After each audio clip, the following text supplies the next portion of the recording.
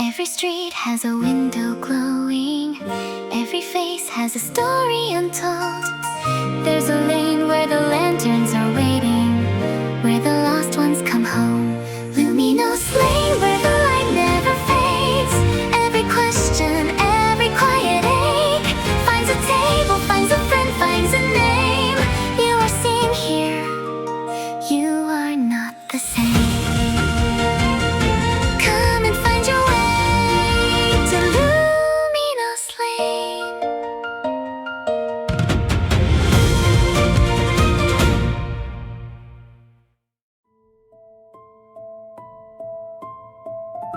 Perfect. Again. So why does it feel like losing?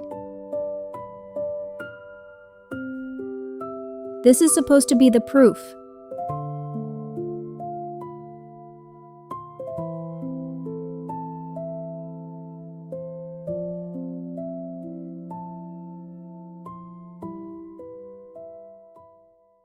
Something changed for Kai Mori last week at a noodle stand on a street that isn't on any map. He learned the gap inside him has a shape. What nobody told him is what happens next. Once you see the cage, you can't stop seeing it.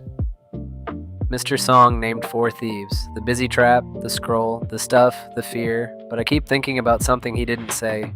Thieves don't build the streets they rob on, so who does? They all say the same thing in different words. Get this, and you'll finally feel like enough. Hold on to that question. Because tonight, for the first time, somebody's going to answer it. You're quiet this morning. Just thinking. About the noodle stand again? You've mentioned it 4 times this week. I count. Okay, fair. It's just, Mr. Song said something last time that I can't stop turning over. About the stuff that keeps us busy, like distracted. He said it's not random. Not random how? I don't know yet. That's what tonight's for, I guess. Go on, you'll be late. Diana Mori has her own version of this question. She's been asking it quietly for about 11 years. Tonight isn't only going to be about her son. That's Nora Chen. Straight 100 since birth. Probably graded her own ultrasound. Rumor is she doesn't sleep, she just updates. Everyone in this school can tell you Nora Chen's scores. Nobody can tell you a single thing she actually likes. Nora, this is exceptional work, truly. How are you feeling about it? Grateful for the opportunity to keep improving. She's given that answer so many times it doesn't feel like lying anymore. That might be the saddest part. Hey, Chen, you look like a sad noodle. Come on, I know a place. I have a tutoring session in 40 minutes. Then we've got 39 minutes to eat the best gyoza of your life. Clock's ticking, Chen. Ironic, right? Do you two just talk like this all the time? About nothing? Nothing is doing a lot of work in that sentence. This is about everything, actually. We're very deep people. We talked for 10 minutes yesterday about whether a hot dog is a sandwich. What did you decide? Can I ask you something? And you can absolutely tell me to shut up. Okay. Your mom. Is she like your dad's proud parent energy, or is it different?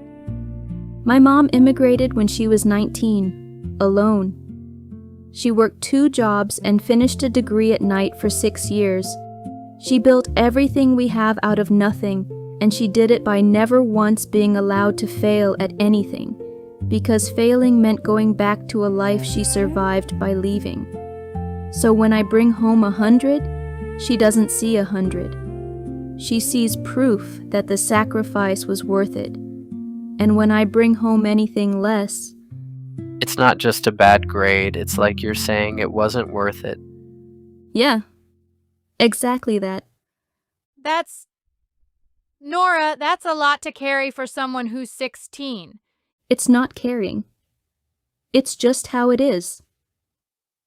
Most people walk past Luminos Lane their whole lives. Some people find it twice in 1 week. Nobody has ever explained the difference. But it might have something to do with the questions you're carrying. What's behind that? Gyoza first, existential mysteries second. House rules. 3 bowls. Knew it'd be 3 today. How? Same way the Lane knew. Sit. First time your shoulders have come down since you walked in. I didn't realize they were up. Most people don't. That's rather the point of them being up.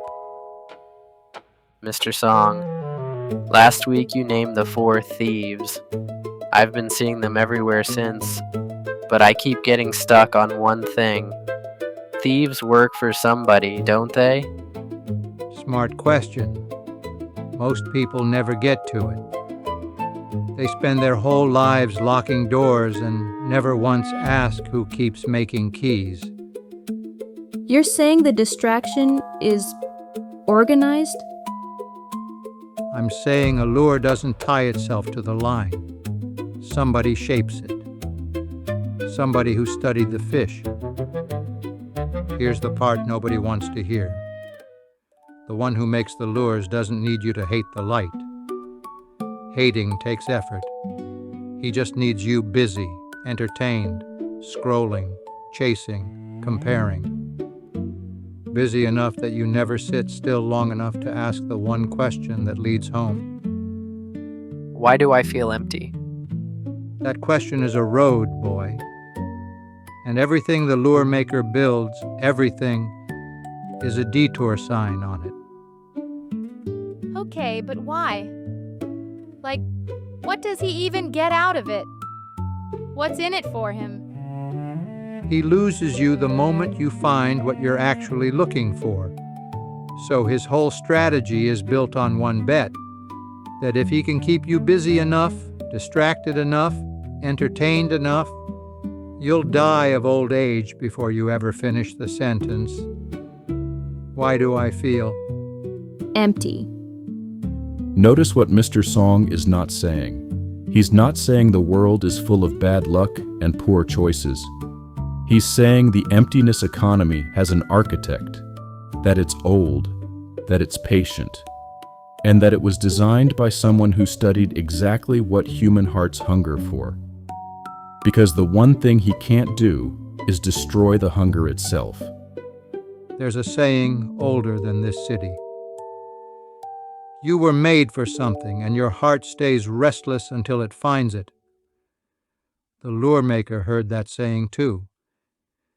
Then he built his whole kingdom around making sure you never finish the sentence. I think I've been on that detour for a while.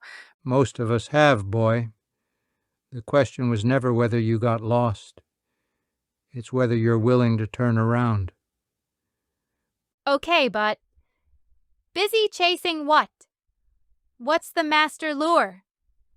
Let me tell you the oldest story I know.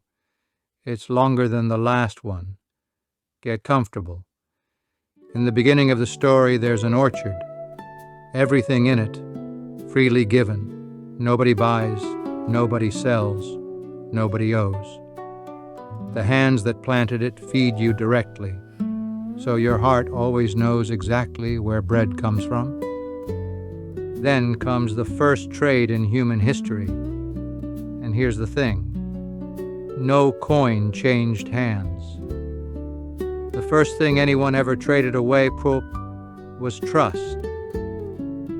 Trust that freely given was enough. And the moment enough broke, everything else followed. Sweat, barter, metal, paper, numbers on a screen. Every step a little further from remembering whose hands fed you first. Cities learned it, then empires. Build the tower high enough, mint enough coin, and you can whisper the empire's favorite lie. You don't need the orchard keeper anymore. You just need sufficient resources. There was a people once who had it better than almost anyone in the story. Their keeper fed them with bread that fell from the sky. clothes that didn't wear out for 40 years, water from solid rock, a king who asked nothing of them but trust. And you know what they asked for instead? They looked at the empire on the hill, its towers, its taxes, its soldiers, its coin, and they said, "Give us a king like theirs." Not because their own king had failed them, because they wanted what the empire had, the economy, the armies funded by wealth, the visible power. That seems like a strange thing to trade away a good king for. The old shepherd king thought so too. Grieved over it, actually. Told them plainly what a king like that would cost them. Their sons for his armies, their daughters for his court, a tenth of everything they owned forever. They asked anyway. And when it was done, the old king said something I've never forgotten. They have not rejected you. They have rejected me. So even when the system was free, they still traded it for one that cost them everything. That's the whole story in one sentence, Nora. Every time, since. And then there's the richest king in the story, had everything, every pleasure, every treasure, every achievement. You know what he wrote at the end of his life? One word over and over. Vapor. All of it. Vapor. He had everything and felt the gap anyway. Here's what nobody tells you about him. The wealth itself didn't do it. The wealth just built him a very comfortable room to get distracted in. Comfort became complacency. Complacency opened a door he never meant to open. By the end, the wisest man in the story couldn't tell you what he actually believed anymore. That's the mechanism, children. Not money is evil. Money is a fine tool. But comfort is a slow tide, and it moves the boat further from shore than any storm ever could. Cheerful stuff, Mr. Song. I did warn you it was longer. So understand this. The coin was never the villain. The coin is a fine servant. He sets it down flat, hard. It's a terrible king. The master lure isn't money. It's the love of it, the trust in it, because it gives you just enough to quiet the hunger and never enough to answer it. There's an old teaching that says it plainer than I can. No one can serve two masters. You'll love the one and hate the other, or hold to one and despise the other. You cannot serve both the light and the coin, not because the coin is wicked, because it's a hungry thing, and it will take every ounce of devotion you're willing to hand it, and it will never once say, "That's enough, you can stop now." Fine. Say the trap is real. How does it actually run, mechanically? Engineers question, the 4 thieves are the street crew. Underneath them, 5 engines. Lend a man his own future and he'll spend every waking hour paying you back for it. He calls the chain opportunity. Works 60 hours to service it. No time left for the question. That's not an accident. That's the design. I see that guy on my street every morning. He's always running. Everyone on that treadmill is always running, boy. That's the whole design of a treadmill. This one manufactures restlessness on purpose, and restlessness is supposed to be your compass. It's supposed to send you looking for home, so the engine catches it early and sells you a detour. Always one more purchase from satisfied. Always. That's the magazine. 10 Habits for Your Best Life. And did it deliver your best life? I didn't even buy it. Doesn't matter. It already did its job the second it made you feel like you were missing something you didn't know you needed 5 minutes earlier. I love a good story, a good song. Beauty's from the orchard, not the lure maker. But this engine isn't beauty. It's anesthesia. 4, 5, 6 hours a day, every day, and a soul can go numb enough to stop feeling its own hunger entirely. He doesn't need you to hate the light, remember? Just to stay comfortable in the dark. I watched like 4 hours of stuff last night. Didn't even like most of it. Just didn't turn it off. That's the engine working exactly as designed, child. It was never about whether you liked it, only about whether you kept watching. And this one, I think you know. It takes the deepest hunger a person has, the hunger to be fully known and fully loved, and swaps it for being seen and scored. Likes, ranks, grades, approval, a counterfeit so close to the real thing that you can spend your whole childhood being perfect at it. And still cry in the practice room. Nora Chen has been the answer to every question anyone's ever asked her. This is the first time someone asked the question underneath. Remember her mother on the walk here. Remember what she said about proof. That's this engine's fuel. Not cruelty, but love.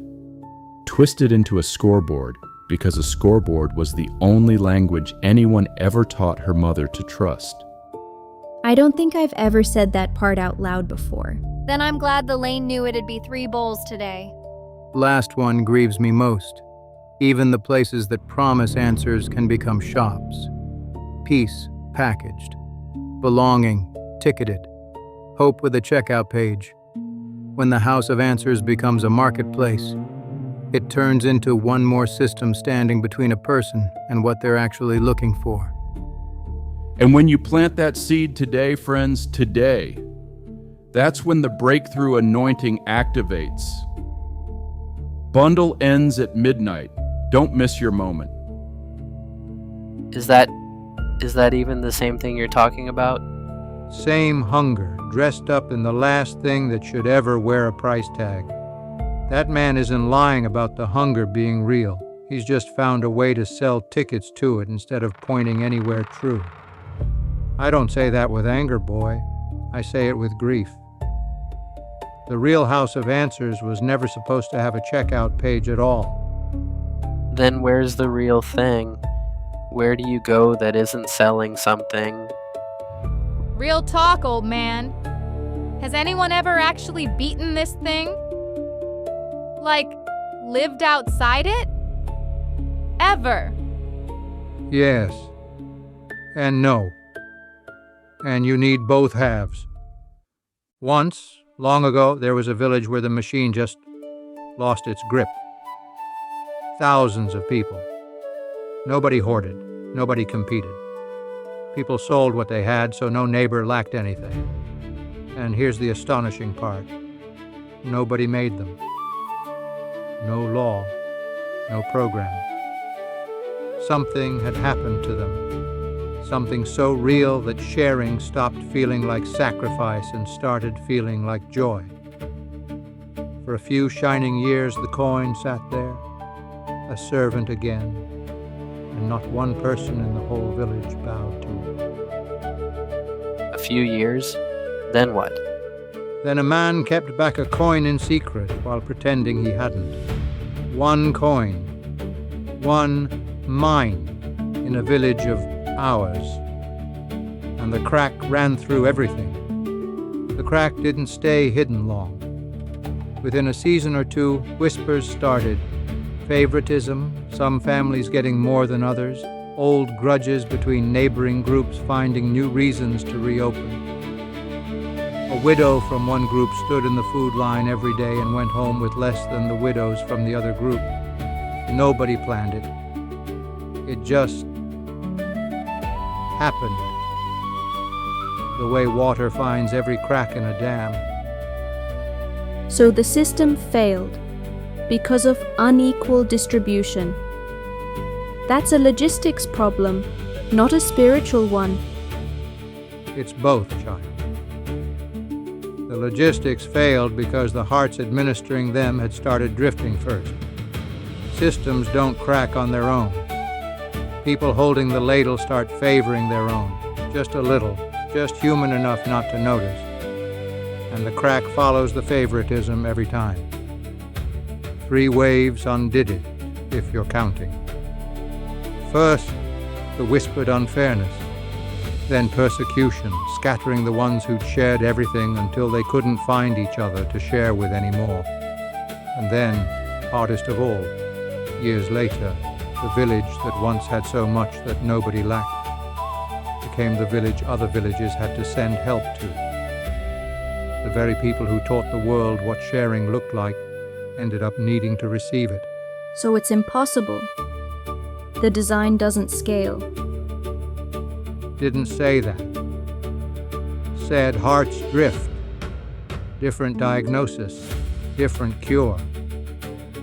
Centuries later, there was another village, smaller, quieter, less famous than the first. They kept a single lamp burning, in shifts, day and night, for 100 years. 100 years, no darkness in that room. Whole lifetimes were born, grew old, and died with someone always awake in that room, tending the flame. And everything they did, the sharing, the sending, the peace, grew out of the lamp room, not the other way around. They sent more of their own people out to help strangers in distant, unreached corners of the world in 25 years than most movements had managed in the 2 centuries before them. Not because they had more money. They didn't. They had almost nothing, comparatively. They had the lamp. 100 years is a really long time to just keep watching a candle. It's a long time to keep choosing the same thing on purpose, yes. That's rather the whole secret, actually. Everyone who tries to build that first village's kind of sharing starts with the tables, the giving, the rules, the systems, fruit. But you can't grow fruit by stapling it to a dead branch. The villages that shone, both of them, all had the same secret, and it wasn't a system. It was the lamp. The fruit was never the point of the root. The root was the point of the fruit. So, the first village had more joy, faster, but the second one lasted. There's a lesson in that too, if you're patient enough to sit with it. Can I be honest? Neither of those villages sound like something normal people just stumble into. 100 years of nobody letting the lamp go out? That's not luck. That takes something. It does. It takes the same thing both villages actually had, underneath everything else. People who genuinely encountered something real enough to change what they wanted, not a rule they followed, a route they grew from. You can't schedule that into a calendar app, child, but you can position yourself where it tends to happen. And where's that? You're closer to it than you think. So what do we do tonight? Actually, 6 small doors. Walk through them in order. Name the engines out loud. A cage you can see is already half open. Say where they've got you. Not to shame you, to loosen the grip. Chains hate daylight. Whatever you seek first runs your life. Choose your first on purpose, before the engines choose it for you. The engines run on noise. 10 minutes of real silence a day is an act of rebellion. The most important voice you'll ever hear is a quiet one. Contentment isn't giving up. It's the one thing the desire engine cannot metabolize. Learn it. Nobody's born with it. The machine isolates. The lamp gathers. Find the others who are asking. You already found 2. Taking notes now, Chen? Some information is worth ranking above everything else. That night, 3 people walk home from Luminos Lane, and the machine notices none of them are scrolling. The fear one. That one's mine, isn't it? Yeah, but look what I put behind it. So when do I get to see this noodle stand? Tonight, the 4 thieves got a family tree. They're not weather. They're not bad luck. They're employees. Of 5 engines and 1 very old, very patient lure maker whose entire strategy is a single sentence. Keep them busy enough to never ask the question. And we learned the machine has been beaten twice in different ways. In a village that shared everything and shone brilliantly before it cracked. In a room that kept a lamp lit for 100 years and simply endured. Every escape in history had the same shape underneath it, not a better system. A living root. 6 small doors walked through together. But Kai Mori didn't go straight home that night. Mr. Song, is it locked? Never has been. That was never the question, boy. The question is the one you've been asking since episode 1 of your life. Go finish the sentence.